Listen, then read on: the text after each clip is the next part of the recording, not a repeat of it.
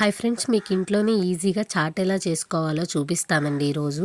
ముందుగా అయితే పొద్దున్నే పచ్చి బఠానీ అయితే నానబెట్టుకోవాలన్నమాట. అవి ఒక 5-6 అవర్స్ నానితే బాగుంటుంది.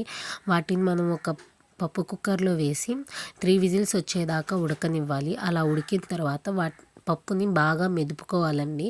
మెదుపుకున్న తర్వాత ఒక బాండీ పెట్టుకొని కొంచెం ఆయిల్ వేసుకొని, ఆయిల్లో కొన్ని టమాటో ముక్కలు, కొన్ని ఉల్లిపాయ ముక్కలు వేసుకొని బాగా వేయించుకోవాలి. అందులో కొంచెం పసుపు అయితే వేసుకోవాలి. పసుపు బాగా వేసుకున్న తర్వాత బాగా తిప్పుకోవాలి. ఆ టమాటోను ఉల్లిపాయలు బాగా మగ్గిన తర్వాత మనము స్మాష్ చేసి పెట్టుకున్న పప్పునైతే ఇందులో వేసుకోవాలన్నమాట. పప్పు కన్సిస్టెన్సీ దగ్గరికి వచ్చే వరకు దాన్ని తిప్పుతూ ఉండాలి. తర్వాత అయితే కొంచెం చాట్ మసాలా అయితే వేసుకోవాలి. తర్వాత రుచికి సరిపడినంత ఉప్పు అయితే వేసుకోవాలి.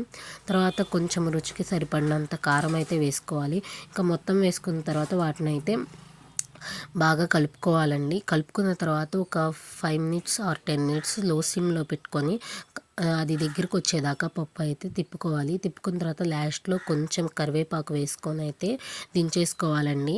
మళ్ళీ దీన్ని ఒక చిన్న గిన్నెలోకి తీసుకొని అందులో కొన్ని చాప్ చేసిన ఆనియన్స్ వేసుకొని తింటే సూపర్ అయిన చాట్ రెడీ ఇంట్లోనే.